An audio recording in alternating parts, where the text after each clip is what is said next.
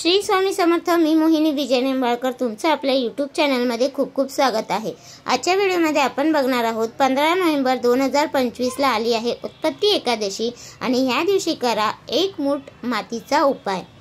बरेच जण एकादशी करतात, त्या दिवशी काही जणांचा उपवास असतो, काही जण देवाची आराधना करतात। ज्या लोकांना एकादशी दिवशी उपवास जमत नसेल त्यांनी एक छोटासा उपाय केला तरी त्याचे लाभ आपल्याला मिळतात। आज आपण उत्पत्ती एकादशीची कथा आणि त्या दिवशी कोणता उपाय केल्याने आपल्याला लाभ मिळतात याबद्दल जाणून घेणार आहोत। प्रत्येक महिन्यात 2 एकादशी येते।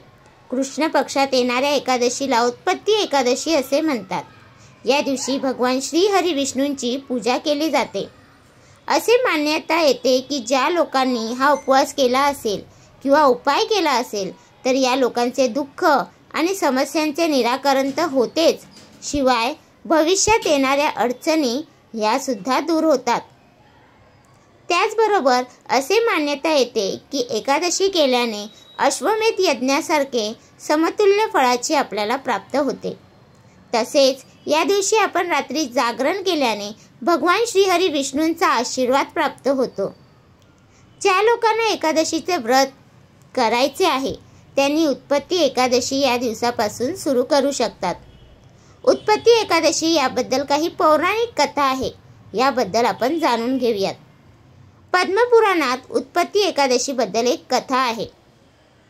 पुराणानुसार युधिष्ठिर एकादशीची कथा ऐकवत श्रीकृष्णाने सांगितले, 7 युगात मूर नावाच्या राक्षसाने देवतांना पराजित करून सर्वत्र आपले अधिपत्य स्थापन केले होते।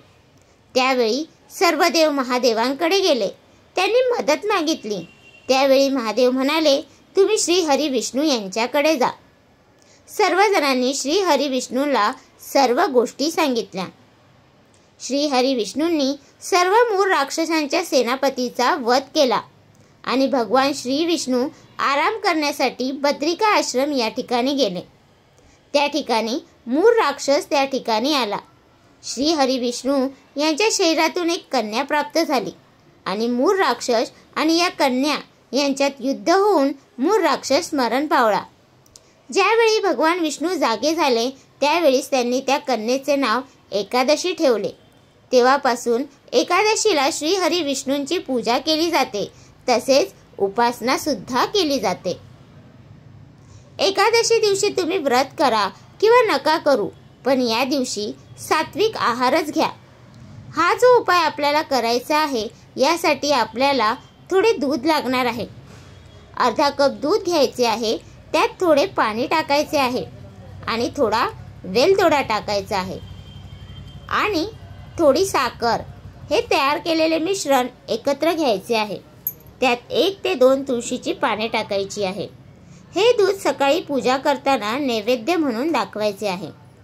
हे दूध आपण घरच्या सर्व व्यक्तींनी प्रसाद म्हणून घ्यायचे आहे। यावेळेस एक मंत्र जप करायचा आहे, तो असा आहे, ओम नमो भगवते वासुदेवाय नमः। ज्या लोकांना बऱ्याच समस्या येत आहेत अशा लोकांनी अजून एक छोटासा उपाय करायचा आहे। एकाच प्रकारची नाणी घ्यायची आहे, किती रुपयाची असली तरी सुद्धा चालेल। जर का तुम्ही 1 रुपयाची 6 नाणी घेतली असाल तर चालेल। त्यानंतर ही नाणी आपल्या घराच्या अंगणात एका खड्ड्यात ही नाणी ठेवून द्यायची आहे। दुसऱ्या दिवशी सकाळी ही सर्व नाणी काढून घ्यायची आहे। ती स्वच्छ धुवून घेतल्यावर ती पुसताच तशीच थोडा वेळ ऊन ज्या ठिकाणी येते त्या ठिकाणी ठेवायची आहे। त्यांचे पूर्णपणे पाणी नाहीसे झाल्यावर त्या नाण्यांची पूजा करायची आहे।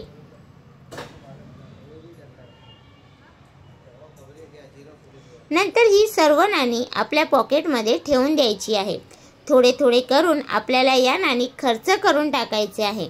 हे दोन्ही उपाय करून आपण पहा, तुम्हाला नक्की याचा फायदा होणार आहे। तर तुम्हाला हा माझा व्हिडिओ कसा वाटला प्लीज कमेंट करून नक्की सांगा। व्हिडिओ आवडला असेल तर लाईक करा, कमेंट करा आणि शेअर करायला विसरू नका। आणि तुम्ही अजूनपर्यंत आपल्या चॅनलला सबस्क्राईब केलं नसेल तर प्लीज जाऊन चॅनलला नक्की सबस्क्राईब करा, कारण आपल्या चॅनलवरती तुम्हाला आध्यात्मिक माहिती आणि स्वामी महाराजांचे व्हिडिओ बघायला भेटतात। तर भेटूया उद्या एका नवीन व्हिडिओ सोबत। श्री स्वामी समर्थ।